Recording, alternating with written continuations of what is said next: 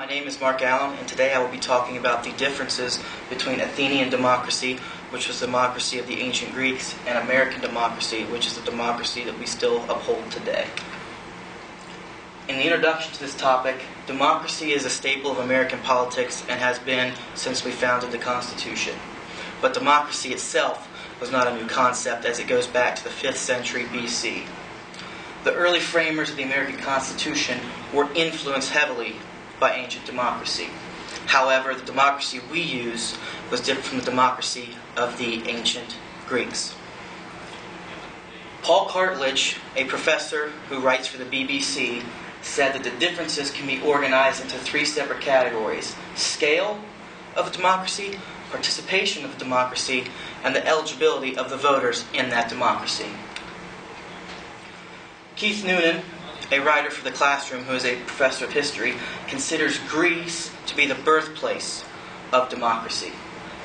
In that democracy, it replaced an aristocracy that had ruled for much of time before that. When it replaced the aristocracy, it became a more civilian, individualistic society than before. Greg Fraser, who writes for the Journal of Military Ethics, noted that the founding of the Athenian democracy was similar to that of the United States, in that both founded their democracies coming off what they saw was a tyrannical ruler. Now, not as tyrannical as, say, a modern-day dictator, but in Athens, it was ruled by an aristocracy that had kind of lost touch with the normal population. So they created a system to make sure that the individual's needs were heard. The same thing happened in the United States. We had a king and parliament across the sea in England who we felt was out of touch with our needs here in the colonies, so we decided to create our own system of government that was better than the old, much like the Athenians. Characteristics of the Athenian democracy. Cartledge's 3 things of scale, participation, and eligibility are very prevalent in the Athenian democracy. In the Athenian democracy, there were roughly 30,000 eligible voters, out of maybe 150,000 of the total population for population estimates of that time. Now, the reason there were only 30,000 eligible voters was because during that time, male citizens had to have direct lineage to vote, which means they had to have 4 grandparents, 2 on each side of their mother and their father, who could project their lineage back to Athens. The structure of that scale, it was divided into 10 districts, and those districts were divided into smaller things called trities. This is much similar to the state and county structure that we have in America today. However, the districts and the trities only had small councils to solve things, and they could only solve minor day-to-day things.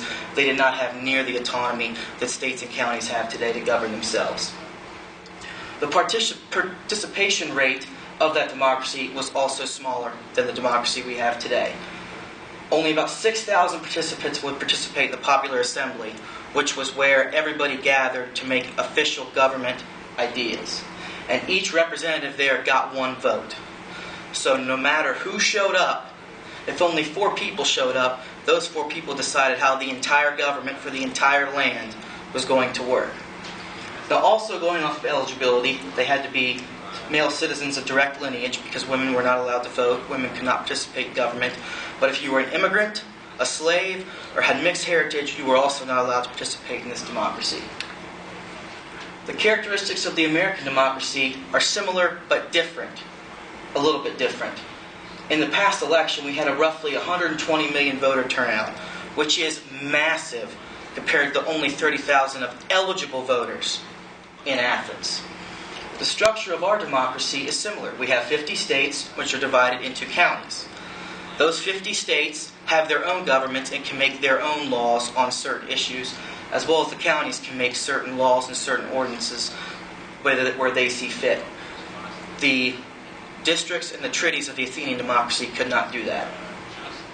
The American democracy was much, much more inclusive. More people were allowed to participate.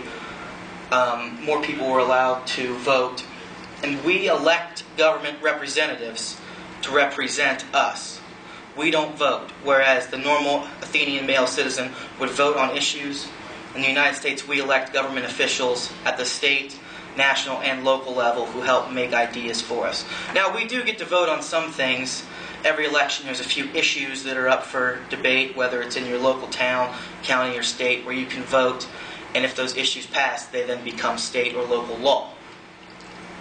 Originally, only landowning males could vote in the American democracy, but something that happened in America that did not happen in Athens was that over time our democracy evolved to include many other people.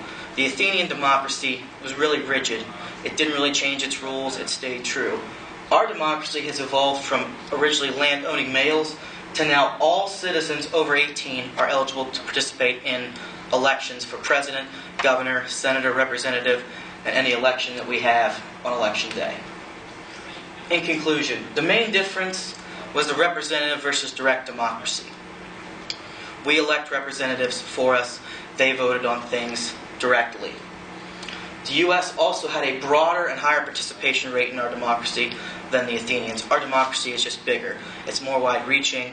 Athens was just one particular city-state in Greece. The United States goes from sea to shining sea. The Athenian democracy was more exclusive. They tended to deny people rights to vote instead of give them rights to vote. You had to prove that you were worthy enough to vote, whereas in the United States, if you pass our citizenship test and become a citizen, you are eligible to vote in elections. And they had a similar structure with the cities and the districts and the treaties. Similar structure, but as mentioned, the states had more autonomy over themselves than the districts and the treaties of Athens did. Those are my references. And that should be it. And I think